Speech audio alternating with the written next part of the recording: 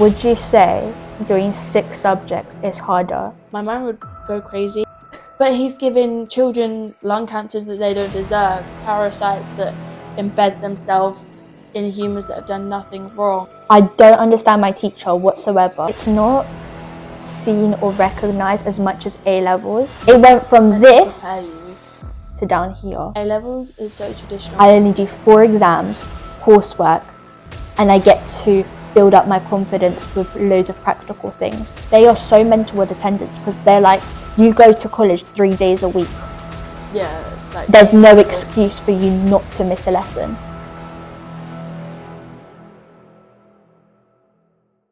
Do you want to explain what is the difference between sixth form and college? Sixth form is you're still in a school, a secondary school, and you're mixing with the younger years, so years 7 to 11, and then you have years 12 and 13. Often they will have a common room of some sort, which mine's called the sixth form centre, and so that's away from the younger years. It's kind of a place where the sixth formers just hang out, and then we have several spaces around the school that are designated to sixth formers only, and they have certain rules, like you can't eat, you can't drink in there. They're all for like quiet study. That's kind of like the layout. You are free to leave. For my school, it's after like lunch and afterwards. And you can either have like lanyards, or because I know some schools have lanyards, but we have a biometric system. I know that with sixth form, you have the option to do A-levels or IB. Yeah. So do you want to talk about what IB is? Yes. And then A-levels, and then what's the difference? So IB stands for the International Baccalaureate, and it is where students do 6 subjects rather than the traditional 3 or 4. So what are the 6? They are a science, obviously English, but luckily for my school it's just English literature. Maths, arts, and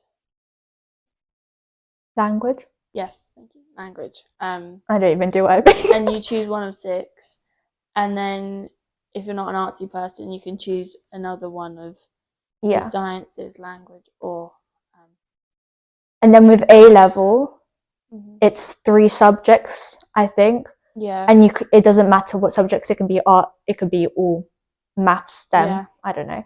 And then you can do a 4th one, I think. Yeah, those are. But it's optional. Like, they don't say it's optional. If you want to do a 4th, you have to be like in grade 9s in GCSE. Do you? I thought it was optional. No, it's because they can see if you're capable of doing it or not. Oh. Because A-levels were difficult. Both of which are difficult. Yeah. Okay, so why IB?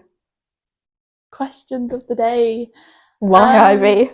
I chose the school in particularly, but I do now like the IB because, number one, students who do the IB are more thinkers. Like, you think a lot more. And so. Isn't it more coursework? Kind of. It's like a mixture. So you do some coursework, and then I've got my IAs, which are internal assessments, and then I have my end of year external assessments. All come together to get my grade. Because you know what? I remember when we were in secondary school, you were really for the A-levels. So I never knew you would be doing IB. No, I didn't even think that was an option. I thought A-levels. Yeah. And then you changed. And then I was like, oh my gosh. Yeah. No. Would you say doing 6 subjects is harder than doing 3 subjects? It depends on the person. Because it depends how you manage your time. To be honest, I don't mind it because for me, now thinking about if I were to do A-levels, I just don't think I could do, like, be in that subject every single day for about an hour and a half, depending on the timings, and just always be in that subject. My mind would go crazy. Like, at least I'm doing something, and then also I still have done maths and English to an extent, so employers really like that, and then it helps me, so I've not lost anything that I might have lost if I wasn't going to do it. The only reason I would say that IB is even a bit better than A levels is because if you wanted to go to America or say another country, Yeah, it's international. It's international. They Everybody accept does it. Yeah. Whereas A levels, not a lot of schools look at that. I would if you want to say apply abroad. that I got this question a lot when I was speaking to parents at an open event.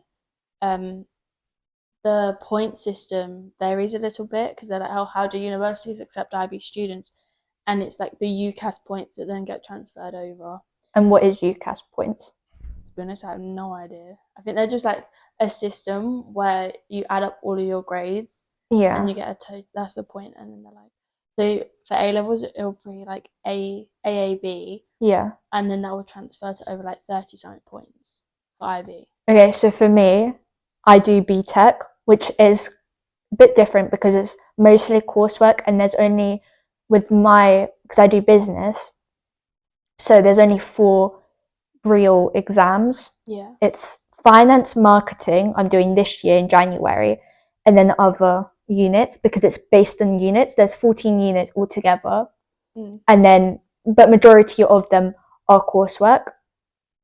So I think if you want to go into BTEC, for anybody listening, is you've got to know that you want to pursue that in the future, because there's no point of you being in that lesson and you're only focusing on business, for example, if you don't want a career in business at all. Yeah, it's a lot. That's why I really like the idea of, like, that's why I couldn't do BTEC, just because I feel like with the IB or even A levels, I always have a backup plan. Yeah. Yeah. But the only thing is with BTEC, it's not seen or recognized as much as A levels. A levels is so traditional, but they have brought in like T levels and they have, but they're still not widely acceptable because of A levels and because of that traditional mindset, whereas there's loads of different options now. Especially if you want to get into a Russell Group university. Do you want to go? I do. Cambridge and Exeter. Oh, is Exeter based in London? Well, UK or abroad? UK, yeah. Okay. You don't want to go abroad? I don't think so. My Spanish teacher said to the class that we should all have think about doing a dual honours, which then we have the ability to study a language alongside what you want to do as your major, and then that will give you an opportunity to study a year abroad, and so I can always do that. Yeah. Okay, and what subjects are you doing? So at higher, I take politics, Spanish and geography, and at standard, I take English literature, maths, and biology. And so what's the difference between higher and standard? I think it's just the depth. So it's more content for the higher and less content for the standard. Similar to what it would be like if you took separate science at GCSE in comparison to combined. And are you happy with all the subjects that you chose? I mean... Or would you want to do another subject?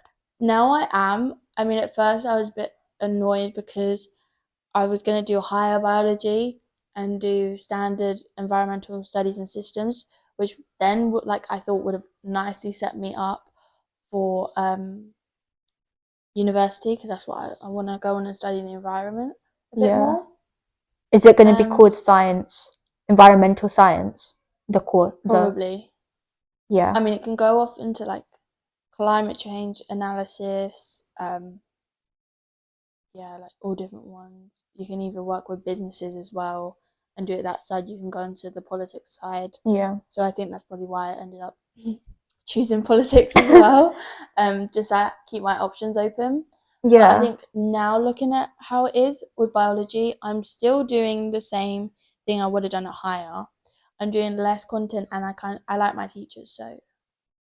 Yeah, I remember you saying that your Spanish teachers, you've got both, right, are much better. Yeah, I mean, it was a shock at first because I've been so used to like our old Spanish teacher just talking 95% in English, especially around exam times, and then 5% Spanish, where it's completely flipped. It's 95% Spanish, 5% English. I remember walking into my first lesson and she was like, tongue twisters, and we'd say it in Spanish, and yeah, and then we'd like really work on how fast we're saying the words, because one of my exams is obviously speaking, but we do it on a literature. Oh. Spanish literature. Yeah, it's getting juicy actually. It's getting really juicy. And would you say that you've improved dramatically with Spanish? I mean, I don't know. What level would you consider yourself now at? Basic, intermediate, fluent? I wouldn't say fluent. Like if there was a like jump above between, a medium. Yeah. Wow, that's really good. So if, say, like a native came, you would be open to speaking to them in Spanish? Yeah, I mean, my dad wants me to go abroad to Spain and live with a family for a couple of weeks and get. You could do that online even. Do you know what? I'm actually doing it. I'm doing a program, which is a virtual exchange program. So I'm speaking to a native Spanish speaker. Is that with your school that you're doing it? Mm-hmm. Yeah, 30 minutes. It starts Wednesday, the 6th of November. So we'll give you an update. I'm actually really nervous. Are you nervous? Oh, I was going to say. I'm nervous. But the thing is, you'll be fine. I need to do it. I need to get out of my comfort zone. Yeah. Because that's the only way I'm going to improve. So why did you choose the path of environmental science? So I remember that in GCSE I was doing an experiment, and it was acid, and then it would go into a gas tube or gas syringe, I can't remember what it's called, and it would like go, you just watch the acid and the carbon dioxide amount like push the syringe out. And I just remember thinking, oh, what if you could apply this to cars? And I told no one that I was like gonna like, oh, what about this? What about this? And then I spoke to my granddad, who kind of is in that area of career wise, and he gave me through like so much information. I was like, this is great, and I started reading on it, educating myself. And then a couple of my aunties also work in the environmental area as well. I'm really passionate. And then it just opens up for some great conversation starters as well. I also remember from a very young age, like since you're 7, you were very conscious with the environment. Yeah. You would be like, if you litter, pick it up. Pick it up. Or you'll be like, I'm using a reusable water bottle all the time, when so many people were using plastic water bottles in school. I felt like in GCSE times, you had to have a plastic water bottle just so it's clear for cheating and things. Yeah. And I literally felt so bad. So apparently you're not meant to because of your health, but you're not meant to refill the water bottle and keep drinking it. Yeah. I did that for the planet, and then I recycled the bottle. But also I think I liked it because when I was in my anxiety phase, I just look out the window, or like I'd be surrounded by nature, and it would really calm me down quite a lot. Yeah. Just to think like, oh, the bird's doing that, and then to think what humans are doing is just pollution. I remember in RE the debates. In RE we had so many debates about environment because it was one of our subtopics. Just Stop Oil, I remember that. Just Stop Oil. You'll get into the debate. You were very passionate about it. Yeah, and that's because I was comfortable. Like you would be arguing with the other girl. Gosh, yes. Oh, do you remember that one where I can't remember the celebrity, but someone was like, oh, he was a humanist, and he was saying, oh, like God is a maniac, he's a monster, and then she was like, he called God this, and I went, but he's giving children lung cancers that they don't deserve, parasites that embed themselves in humans that have done nothing wrong, and we just went at each other. That was fun. I don't do that now. I was sitting on the table and laughing. You were just like, yes. Okay, so I do college, which is completely, I would say, different to sixth form or secondary school. I was so uptight, firstly, when I came in with college, because I thought the high pressure of secondary school, especially year 11, will be even worse in college. It went from this to down here. Wow. Dramatically. The teachers, I mean, you call them miss or sir. Mm-hmm. I call them by their first name. I go to college 3 days a week. 5 days a week. 5 days a week. 5 days a week, 6 hours. And so I go on Mondays, 9:30 till 12:30. Insane. But I would finish really early. Depending if we finish the content, we can go home. So we would finish, sometimes we left at 12, sometimes we would leave at 11:30. Sometimes we would start later at like 9:40, 9:45. If people were late, there's no detentions, there's nothing. You're late, that's it. That's going to affect your attendance, and you're in a 6-week trial. That's what it's like the first couple of weeks. That kind of does sound like a dream. It is a dream for me personally. Yeah. Because I don't want to pursue a very academic subject. So, for example, I don't want to go to university, although I do want to do a high degree apprenticeship. There are many different pathways allocated to one person, and it's very like subjective to the person. Yeah, I think there's so many different pathways now that you don't need to go to A levels. There's IB, there's the option to go college and do BTEC. There's T levels where you go. T levels are basically where you study 4 days and then that one day you go into a workplace. Yeah. You can do even just apprenticeships. Like I really wanted to do a level 3 apprenticeship, which is equivalent to A levels. But it's very competitive to go into, and because you're working, where I want to do is finance, and I want to work in a bank, and nobody's going to hire a 16-year-old that has no experience or nothing. And it just got a GCSE, yeah. And I just got GCSEs because it's hard work, number one. Number two, I'm working a 9 to 5. And also you've got so many people that potentially could look down on you. Yeah.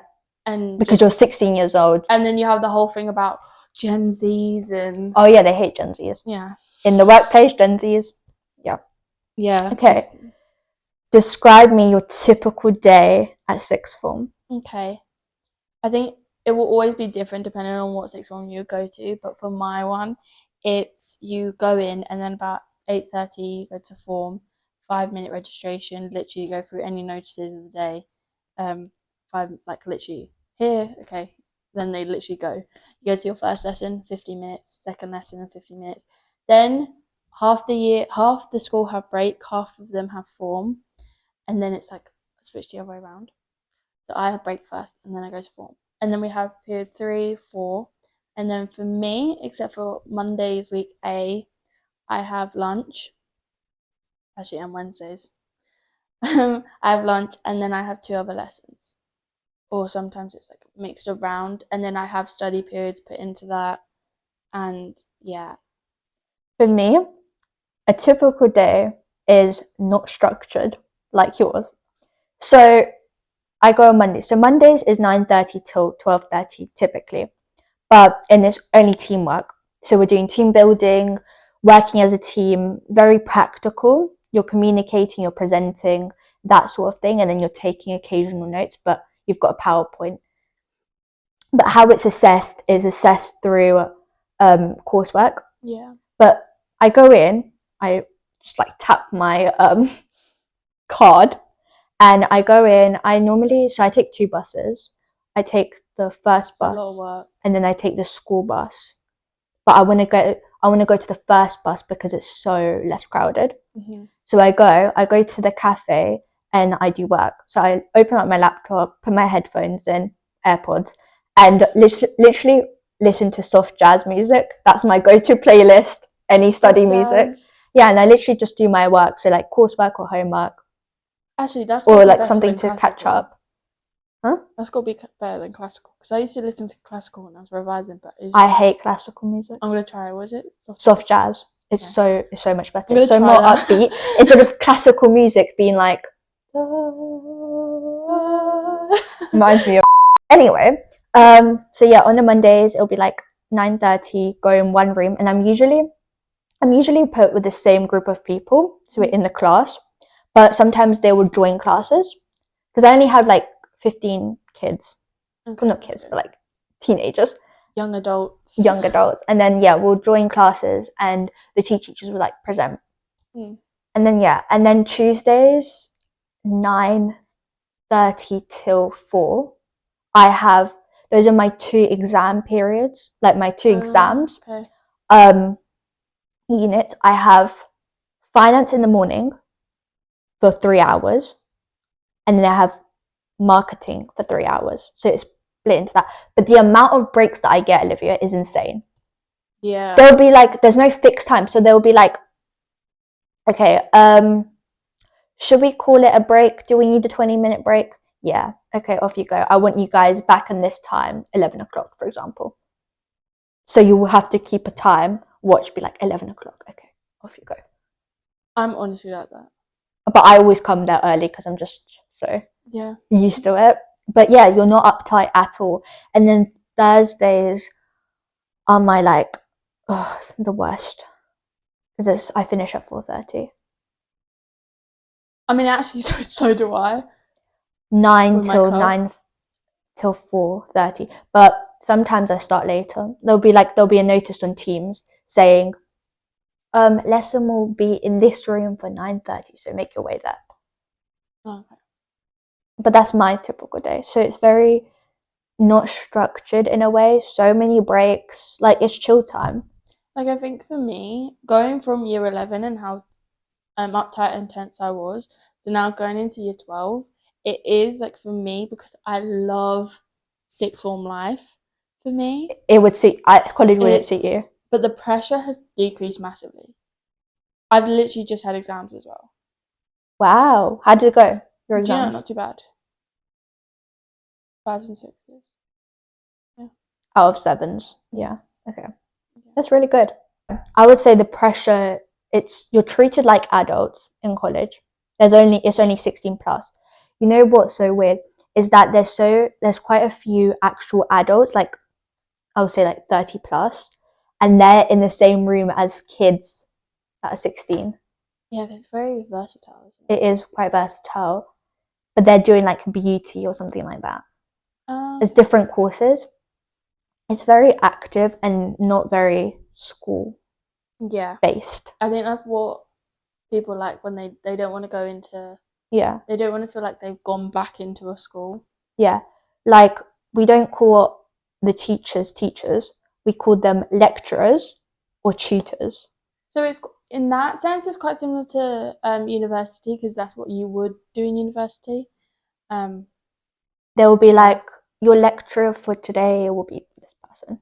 And you're sat there and you're taking notes, right? No. So, well, yes, you are kind of, but as I said, it's mostly practical. So you will take a few notes down, but mainly they're not even focused on you taking the notes down, because first of all, you can copy that in your own spare time. They've got the PowerPoint uploaded. Okay. They want you to be engaged. They want you to know. The only thing is, finance for me is such a content heavy subject, but my teacher is so bad. I don't understand my teacher whatsoever. And the thing is, you know, in PowerPoints, there'll be like tasks. In pairs, discuss this. She'll be like, yeah, 5 minutes, quickly do this. Or like, if you want to take notes down, she'll be like, no, skip the notes part. We've got to go through the content. So she just rushes through for 3 hours and was sitting there like, I don't understand. That whole class doesn't understand either. But at least you go back through it on your own time. Yeah. I mean, self-teaching is never fun. That makes you more distinguishable between the average student and like the better student. And it's not in terms of impressing others and impressing your teachers or lecturers, as you say. It's more about putting yourself forward and focusing on your grades and how your self performance and how you're going to improve on that. Okay, so what advice would you give for somebody deciding between what they want to do after secondary school? Okay, 1, know what you like to do generally. If you think you are like a very academic person, then choose either A levels or IB.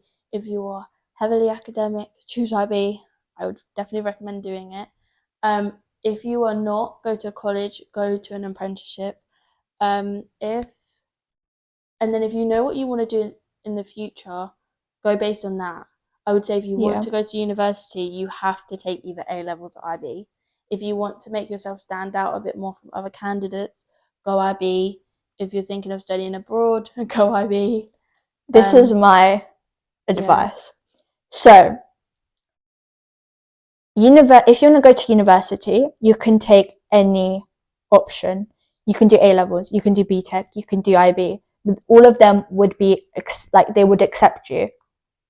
So the difference, I think the main difference is that if you want to do less content, choose a BTEC, because it's less exam based, whereas A levels is heavily exam based. I think it is pretty much exam based. You're just copying notes. So it'd be like secondary school, but even more pressure. Because I've heard if you do A levels, it's like harder than university. Well, Maddie comes home and she's got like stacked loads of homework. Oh yeah, I forgot that Maddie does A levels. Comes home, she's got stacked loads of homework, and then I'm just there like chilling. Yeah.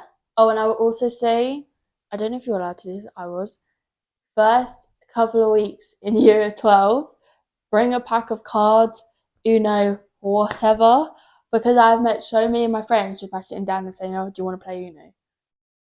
And it gets heated in such a great way. I really like it. Cool memory right there. That is so different because we are allowed to leave the building, essentially. People already know each other. So they're like already in their groups. And then we've got like everybody just splits up. So in class, you've got 20-minute break. There's no really like playing cards. There's everybody just either on their phone, not socializing, or they would go outside and like get food. So it's very different to that. And how I made my friends is just them like sitting on their phones and I'm just coming around and really just saying hello to them. So I always make the first move. And then that's what I found difficult, having to make the first move. And also you've got different classes, so you're with different people, whereas I'm with the same group of people. That must be nice because everybody knows each other. Everybody knows each other, and you're split into your like areas. So business is business only students. You don't get to interact with people that do art, for example. I think also with the BTEC, it's an easier way or faster way to be a bit more smarter than work harder. Hear me out. I go to college 3 days a week. Mm-hmm. And I'm getting the same qualification that is equivalent to 3 A levels. Yeah. Without me going there 5 times a week, without me getting excessive homework, without me doing loads of exams. I only do 4 exams, coursework, and I get to build up my confidence with loads of practical things. But then, you don't want to do anything with business. But the downside is you've got to know what you want to do with BTEC. Got no qualifications then. You've got to know what you want to do. If you don't know what you want to do, it's also a quicker route to a 9 to 5 though. It is a quicker route because... And for me, and my parents definitely say this to me all the time, they're like, don't rush into work. Don't rush into work.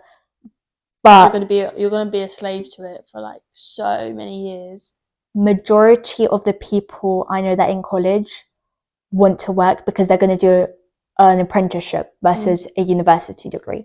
So if you want to do an apprenticeship, you kind of want to start that work because everything in the world is literally based on connections. It is, yeah. Meet people, socialize people, connections. Done. Ask around. Yeah. And you know what? I read this book and it said, how to improve social skills.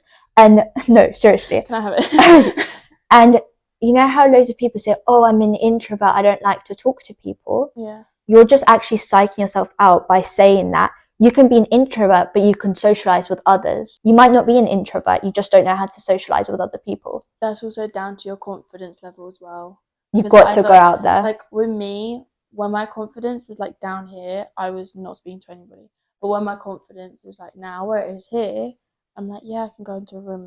Your confidence has grown like significantly. Yeah. And I do think that I'm glad that I had to, also the school helped because we didn't have a sixth form or whatever, so we had to move.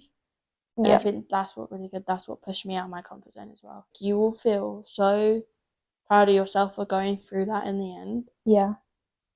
And just like, because in this first half term, I have changed drastically.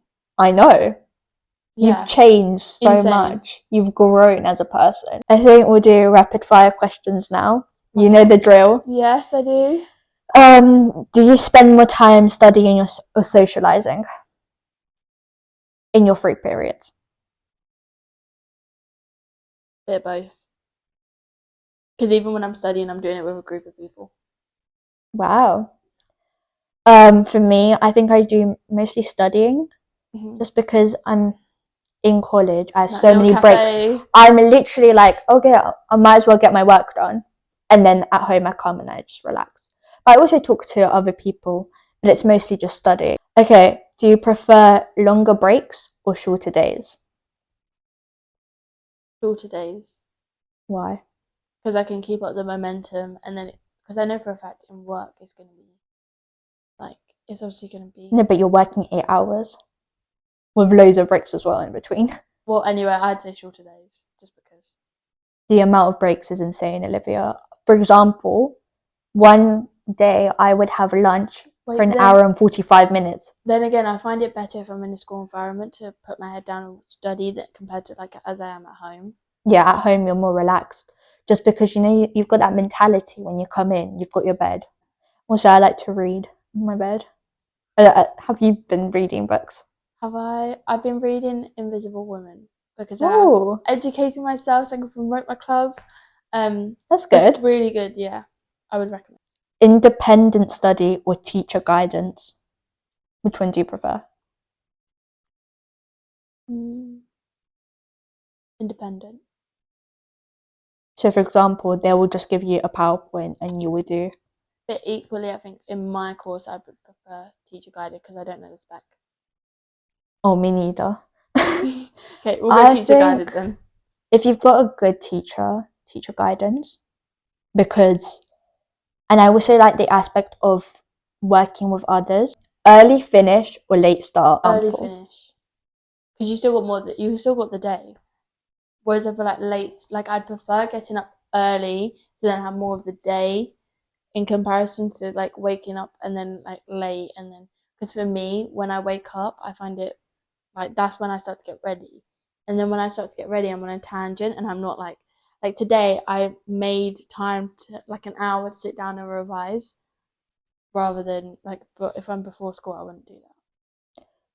I think I would say that for secondary school, but because I go college, I say later start.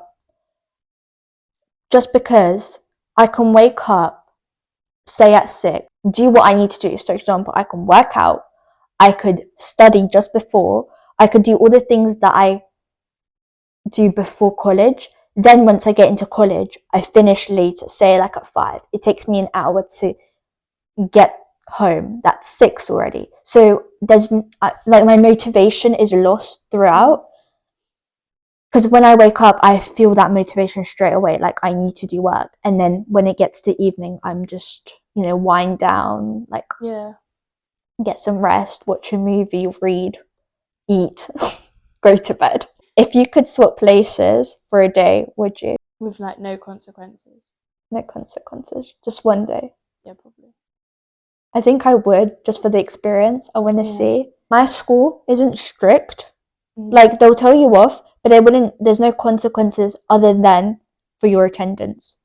They are so mental with attendance because they're like, you go to college 3 days a week. Yeah, like there's no excuse for you not to miss a lesson.